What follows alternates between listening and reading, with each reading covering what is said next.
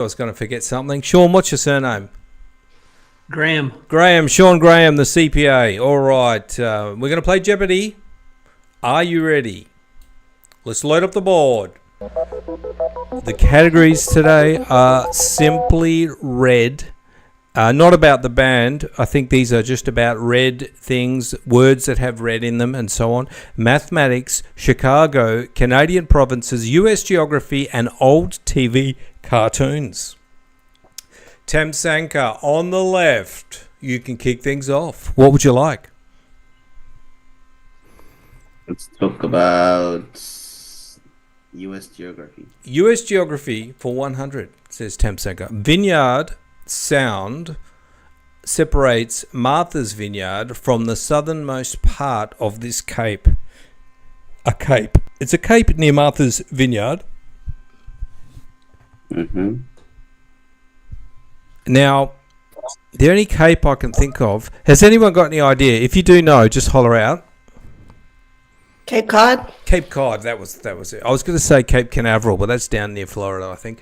Cape Cod is correct. Well done, Cindy. First points. And you're in control, Cindy. What would you like? Okay, I'm old, so I'm going to say old TV cartoons for 500. Old TV cartoons for 500. This superhero team consisted of Reed Richards, the Invisible Girl, the Human Torch, and the Thing. If you know, jump in. Man. They made it into a movie ambitious. that kind of sucked. A movie in about 2004 or something. Anybody? The Incredibles? No. Anyone want to have a guess before I reveal? No. The answer is Fantastic Four. Oh. You're still in control, Cindy. Oh, okay. We'll do Simply Red for 100. Simply Red for 100. It's what you roll out for important guests. Red Carpet. Red carpet is correct. Well done, Cindy. What would you like? We'll go back to old TV cartoons for 100. Old TV cartoons for 100. The musical group, the Bedrock Rockers, was featured in a comedy hour named for this cartoon family. The Flintstones. The Flintstones is correct. I think Sean wanted to yell that one out, but he was very polite there. Cindy, you're in control still. Oh, man. Okay, we'll go back to red. Simply Red for 200. British soldiers were called this even before the American Revolution. The Redcoats. The Redcoats. Somebody was paying attention in history. Well done, Cindy. What would you like? Okay, let's go to U.S. Geography for 200. U.S. Geography 200. Rivers flowing into this bay include the Susquehanna, James, and Rappahannock.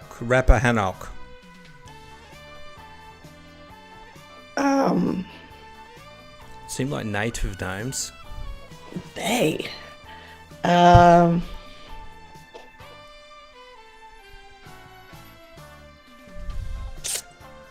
The Massachusetts? I don't know. The Chesapeake Bay. Oh, yeah. Chesapeake. Okay. How do you say it?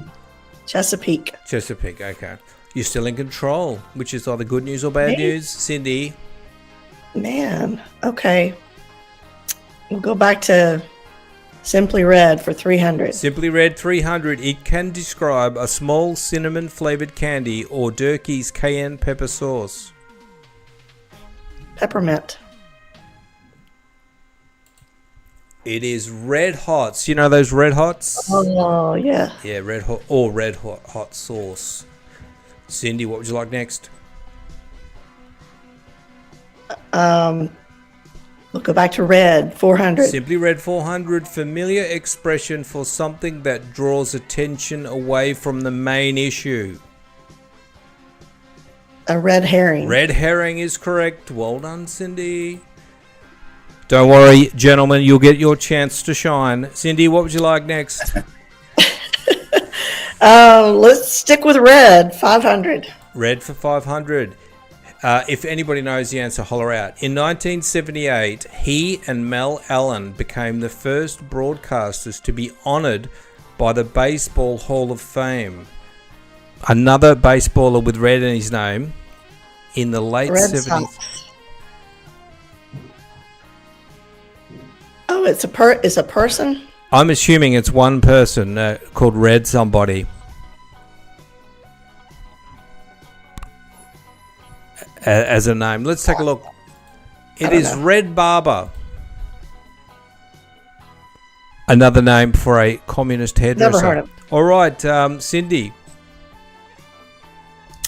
Oh my goodness. Okay, I'm just gonna mess up on purpose so somebody else can answer. Get yourself out of the hot seat. Let's go to back to the TV cartoons for 200. TV cartoons for 200. He was the Jetsons' family dog. Astro. I remember that one on reruns after school, the Jetsons. Cindy. That was when they had TV, not Netflix. Let's do cartoons again. Cartoons for 300. After years as the movie's #1 song, Key Luke finally played this detective in a cartoon series. TV detective. Cartoon detective. This one might be really old. Answer is Charlie Chan. I remember that. Do you remember that one? Vaguely. Wasn't a huge... I know who he is, but that was before my time. Yeah. What would you like, Cindy?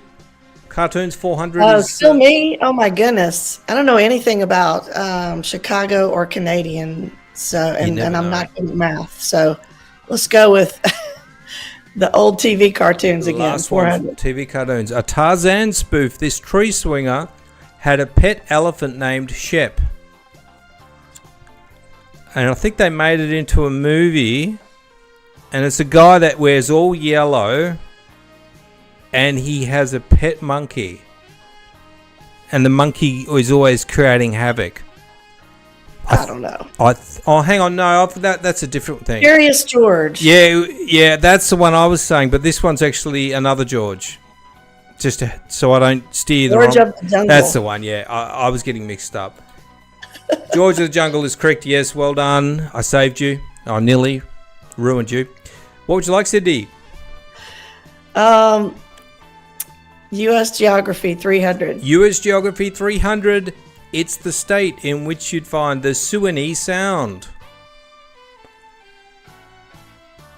Pennsylvania. It is Florida. Florida. All right, Cindy, what would you like?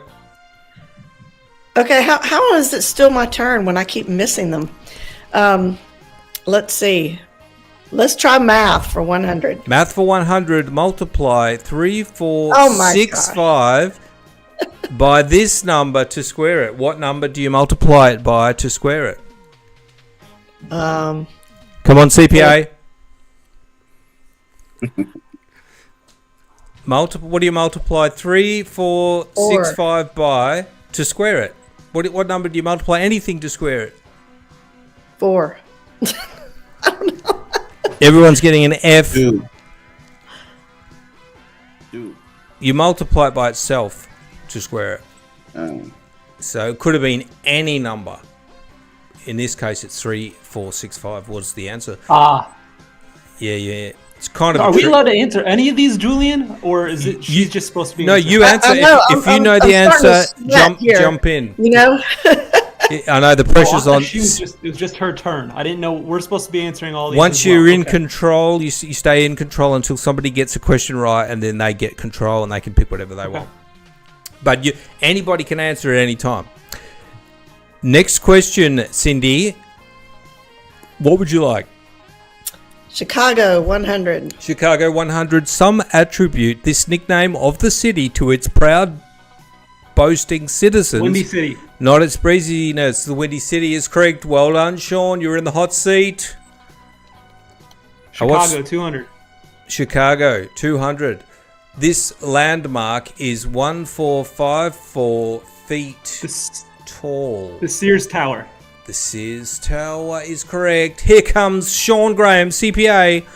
Chicago, 300. Sean Graham, Chicago. Greater Chicago includes Lake and Porter counties in Indiana and Kenosha County in this state. Greater Chicago. Missouri. Illinois. Wisconsin. Wow. So Greater Chicago incorporates another state. Is that correct? Yes, that's correct. That's crazy. I didn't do the planning. Sean, you're in control. Chicago, 400. Chicago, 400. This little giant is buried at the base of a 96-foot tall monument on East 35th Street. Little giant in Chicago. And it's at the base of a monument. Who knows? The answer is Stephen Douglas. Has anybody heard of him? No. Never heard of him. Well, that mustn't be a very good question. Sean, what would you like? Okay, Chicago, 500. Chicago 500. This natural history museum has more than 10 acres of exhibits. The Museum of Science and Industry. It's called Field Museum. The Field Museum. Is that around? Okay, cool. Still around. Up to date question. Sean, what would you like? Mathematics, 200. Mathematics 200. It's adjusting a number to simplify computations, like making a 2.3 out of a 2.294. What do we call that? Rounding up. Yeah, rounding or rounding up is correct. Well done, Cindy. You're going to regret this now. You're back in control. All right, U.S. Geography, 400. U.S. Geography 400. George Vancouver named this Washington State mountain for a friend in the British Navy. Which Washington State mountain? What's a big Washington mountain that sounds like it's named after some Brit? Washington Mountain. I don't even know what mountains I've got over there. Mount Rainier. Oh, yeah, I've heard of that one. That's one of the biggest ones in America, I think. Oh, yeah. Cindy, what would you like?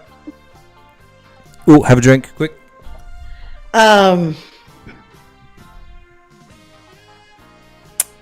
U.S. Geography 500. U.S. Geography 500. It's the only Great Lake not bordering the state of Michigan. Lake Erie. Wow, that was fast. It was Lake Ontario was the one we're asking. Lake Ontario. It's better just to be fast and have a crack. You're still in control, Cindy?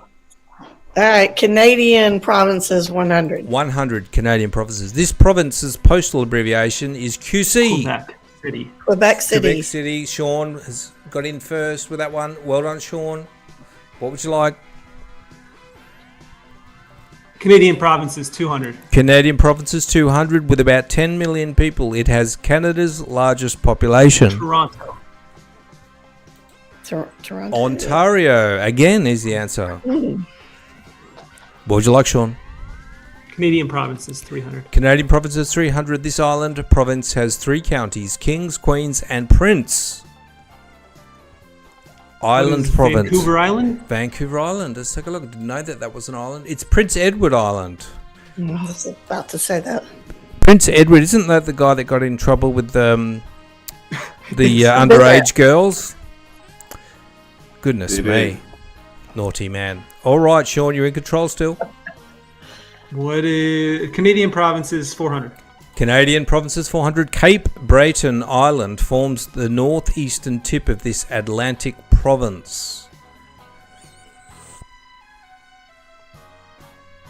Which province is that? On the Atlantic side of Canada. The Atlantic side is on the east side, isn't it? Correct. Let's take a look. It is Nova Scotia. Nova Scotia. That's where The Rock is from. The Rock's dad, Rocky, I can't remember, but that's where they're from originally. All right, continuing on. Sean, what would you like? Canadian provinces for 500. Canadian provinces for 500. This province bordering Maine is 90% forest. Very foresty province in Canada, bordering Maine. I know, it's where you get all the BC bud. They British Columbia? Yeah, that's what I reckon. Oh, New Brunswick. Sorry. I thought that. Okay, what is mathematics for 400? Mathematics for 400. This process is verified by adding the subtrahend to the difference. Wow, I didn't pass this type of maths. This process is verified by adding the subtrahend to the difference.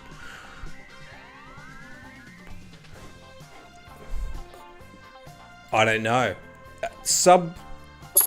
What does it say? Let me make Did they make up that word? Subtraction. Oh, they're being way too clever. I don't know what that means. Maybe some smart people will. Oh, sorry.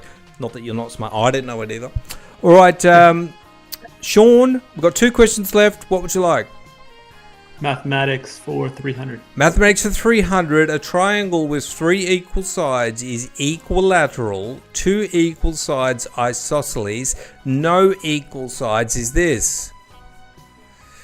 What was that called? Okay, so I know I'm going to know it when I see it. Isosceles is already there. The answer is scalene. Yeah, I've heard of that. I did that. Yeah. All right, last question, Sean. 500 mathematics. He never revealed the proof of his last theorem, but only hinted at it in a margin note. Albert Einstein.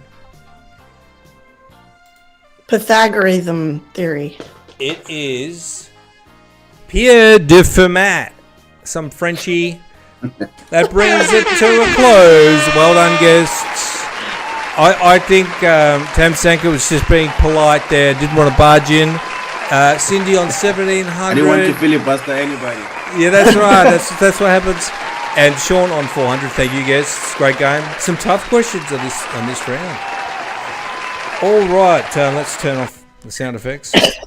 All right, Thamsanqa, tell us a bit about what you're up to and the business that you have, which is called Data Advise. Yeah, so that's what I'm currently occupied with. Data Advise, it's a market research company. So think of it as whenever company's leadership wants to figure out a problem, who was our competitor, what sort of work are they, competitors are they up against, how are they winning more market share, how do they compete with them to win more market share, what sales strategies are they using, how can they basically be better than the competitors. There's that component of it. Some people want to understand trends within the industry. Say you are, like if you're a CPA, what kind of technology is coming up to make your disrupt your industry, make your industry better, that sort of thing. So a lot of the work that I do is around generally giving insights from an outside view. I call it a 5,000-foot snapshot for organizations to really understand the context within which they're playing. There's a lot to get my head around here. What if we could just go talk about what type of businesses would use this service, and can you give me like a scenario for that type of business and what type of data they would like to look at and why they would want to look at it? Yeah. Okay. So, to be honest, this is something that I've struggled with in my business in terms of niching down, because everybody wants some information about the competitor and how they can win and how they can make more money. So it's really applicable to a broad range of businesses. But for the most part, I see you pulled up the website on there. If you just X out that little thing, it's going to show some of the clients that I'm working with, and it's in the middle of the page. But those are all technology businesses for the most part. So think about a technology company that's looking to build out a new product. Actually, there's an exciting example I can give for a popular web conferencing platform that everybody now uses. At the thick of the pandemic, they're trying to figure out, well, since everyone is working remotely and working from home, how can we pivot into this web conferencing space? and we were building out this product, and it's been working very, very well for basically big enterprise companies, but we want to get into the small business segment. So how can we get into that space was the question that was being posed by this popular web conferencing platform. And so the information that I would have given them there was, well, if you look at small businesses, they don't like the way that you are essentially onboarding some of your clients. It's a clunky architecture for a small business. They just want something simple, something they can use really, really quickly. And they had this thing that was built for enterprise. So the idea was to figure out what small businesses wanted, what price point did they want, and we gave them that kind of information, and their product team went and developed a solution that was also suited to small size businesses. So that's an example. Typically a product team that's looking to build out new features out there and want to understand what trends are out there, what features do people prioritize, and what is it that they want. So I tend to work in that space quite often. But as I said before, there are several other businesses that look for this type of information. So Thamsanqa, in the example you gave, did you assemble a focus group and got them to use the software, and found out what their experiences were in comparison to, say, using Zoom? Is that kind of what you did there? Yes and no. I didn't in this instance use a focus group, but typically we will use a focus group for people to come in and become beta users of a platform that's developing, and they can give continuous feedback as the product is being developed. So they get first access and they start to utilize this tool until they get value. But in this instance, I did not. I just looked at existing bodies of work that already had some information about what was going on with other competitors, and some reviews that had been put out there, and what people liked and disliked, and sort of that fed as sort of the primary research methodology that we utilize. So, but yeah, surveys, focus groups, that's the sort of thing that I also tend to utilize when I'm doing this sort of work, particularly if you're trying to understand decision making. What do the decision makers consider before buying a software? What features do they want to see within the software? We typically ask that from the procurement guys or whatever decision makers are in the organization. And in that example, that was a startup where they did not have the product out in public. Is that correct? The web conferencing? Yeah. No, though they're $1 billion company actually. Did they already have the product out in the marketplace? They did, yeah, but they were trying to tackle a smaller segment of the. Gotcha. Yeah. So they wanted to create a product that was smaller. But yeah, I do work with a lot of startups as well. But the ironic part about that one is that they actually have all the resources in-house to do that work, but they relied on an independent talent to figure that out. I think because they also saw that I might be the target user of that particular software. Gotcha. Also, I think sometimes people in a company, they know what everybody's, the right thing to say, what management is looking for, and they're more likely just to sort of tell them what they want to hear. Whereas you're a fresh set of eyes, so I can see why that would be a good thing. So the ideal prospect for you, Thamsanqa, would be a tech company with a tech product. Ideally, a tech company, but I think it's also typically a company that has a product they're looking to launch. They need some kind of understanding about the market, and it need not be a tech company. So I've worked, for example, with marketing agencies that are looking to understand elements of virality for certain marketing campaigns, or maybe they want to understand the target audience and the pain points before they craft their marketing messages and stuff like that. So it's essentially any organization that does not have an internal research team, or they have a research team and want to get those efforts augmented by external talent. So typically it would be a tech company, because I think within the market that's more prevalent, but it also applies to other companies as well. So anyone who's looking for information but doesn't have the resources in-house to do that. Yeah, so I mean, one of the most important things to do is to always validate whatever you're doing against the market. So whether you've got a business idea, maybe you think it's a great idea, but you need to find out if there's a need for it in the market and what the market actually needs. That's one huge thing that you could use this service for. And also, if you're obviously launching a product, you've got a product built, and perhaps you want to run it against a focus group or something. So there's lots of I can see lots of ideas where this would be a useful service. So anybody who's out there, if you've got an idea that you want to get some data on, get some idea of what people want, or how it can be done, like you talked about, how can a campaign go viral, what are some of the key aspects, you could also research that and basically just get a formula for a campaign that's going to go viral. And this is stuff that is not apparent unless you get a third set of eyes to do the research on. So it's quite interesting. Thanks, Thamsanqa. That's dataadvise.io. And if you want to have a chat to Thamsanqa on LinkedIn, I've got his details in the show notes.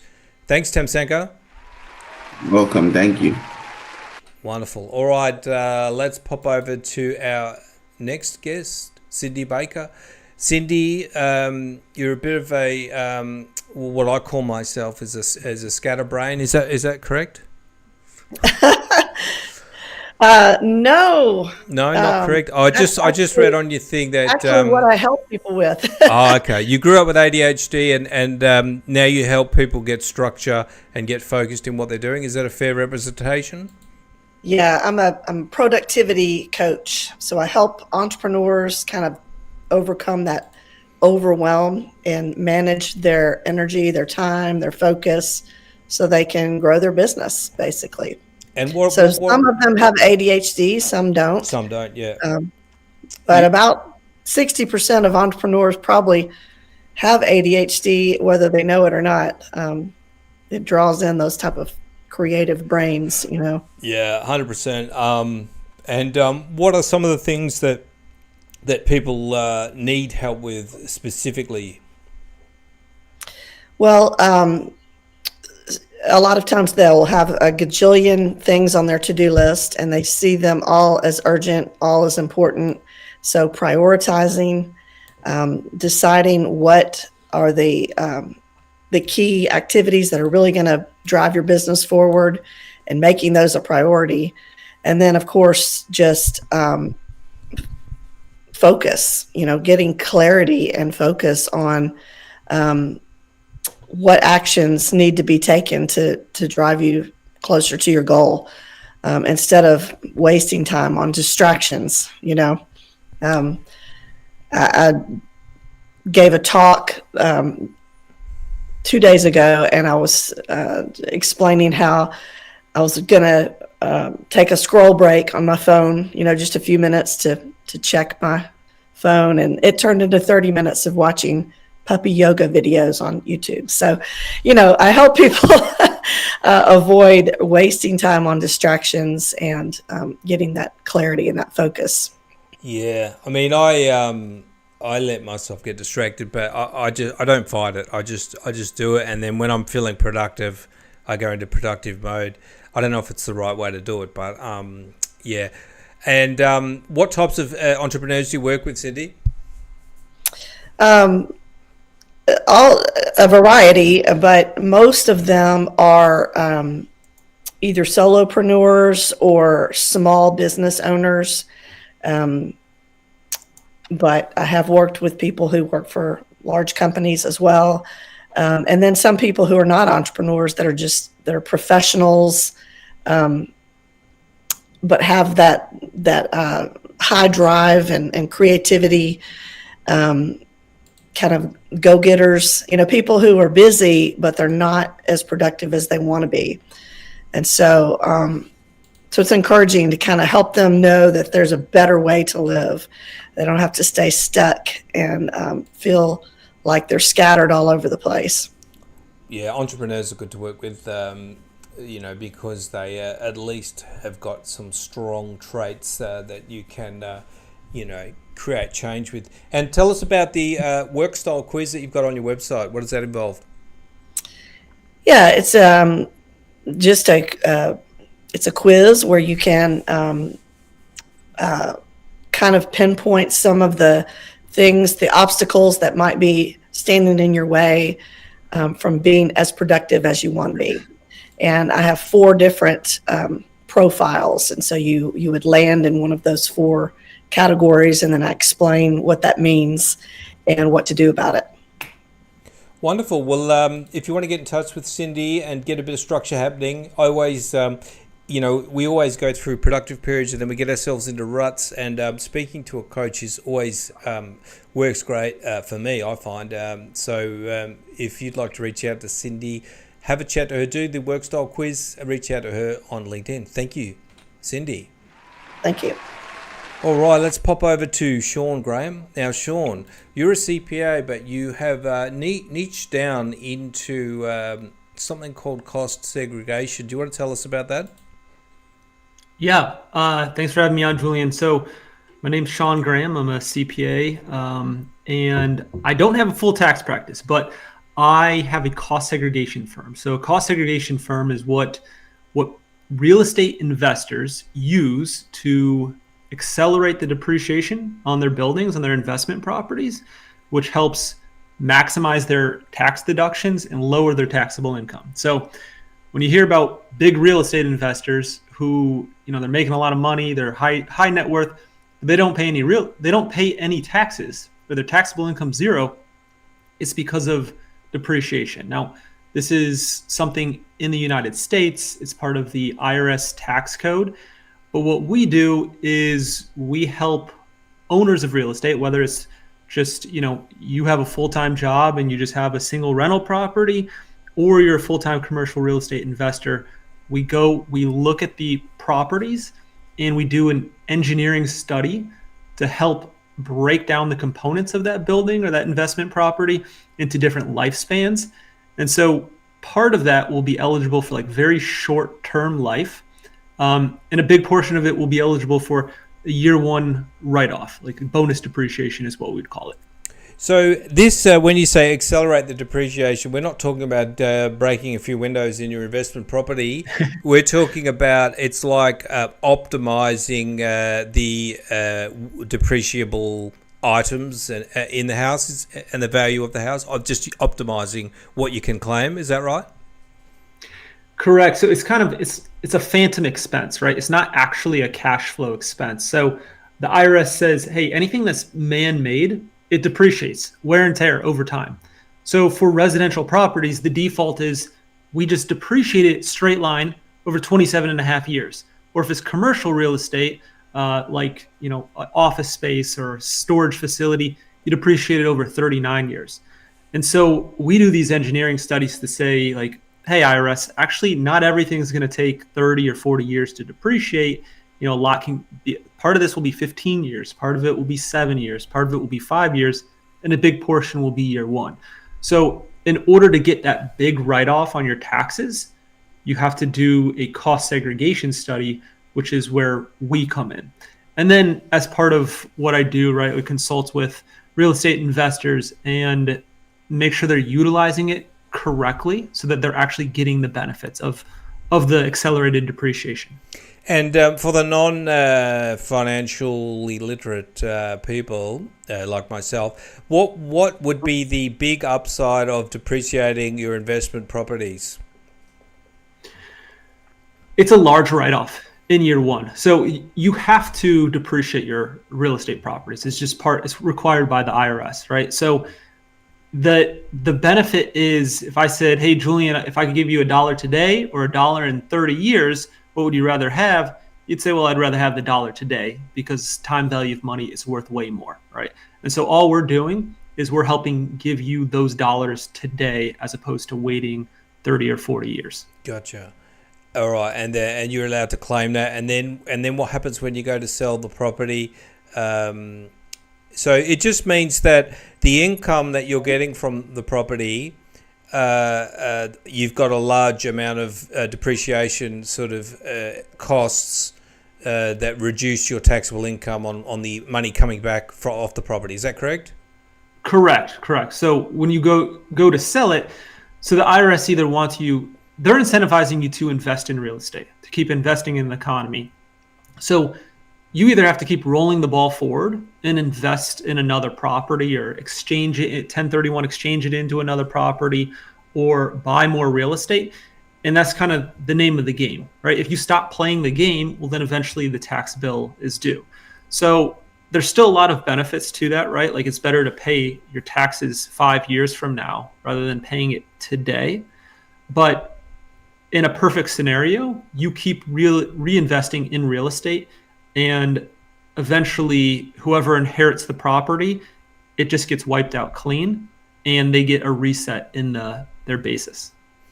Interesting. And the types of people that you work with are people that have one or more investment properties. Is that correct? Right. So we work with a lot of people who are on the commercial real estate side, or syndicators, but we also work with, CPAs, tax CPAs who need this for their clients or their customers, and real estate brokers. But then, a decent portion of our customers are actually just professionals high income earners, doctors, attorneys, and they have short-term rentals on the side.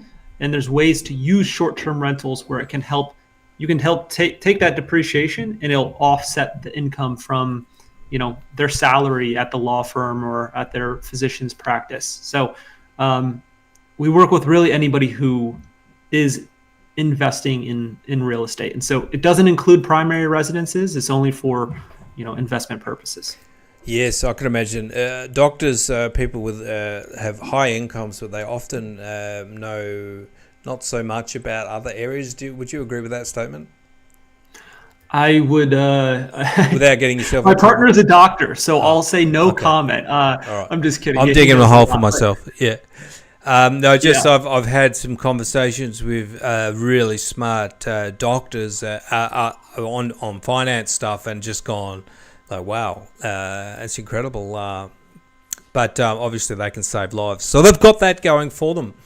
Well, I'm going to wrap things up there. Thank you very much, Sean Graham and Thamsanqa Ndlovu. Sorry about that. And Cindy Baker. So a round of applause for our guests. Right, also, just so you know, I put in the show or in here in the chat a discount for any of your listeners too. It's just the website with a when it /when it worked. mavencosting.com/when it worked. So okay, got you. Listeners come through that way. Yeah, just put a /when it worked on Sean's website, and he'll give you a discount. Well, thank you very much for that. Thanks for listening. I'm going to wrap things up. Bye.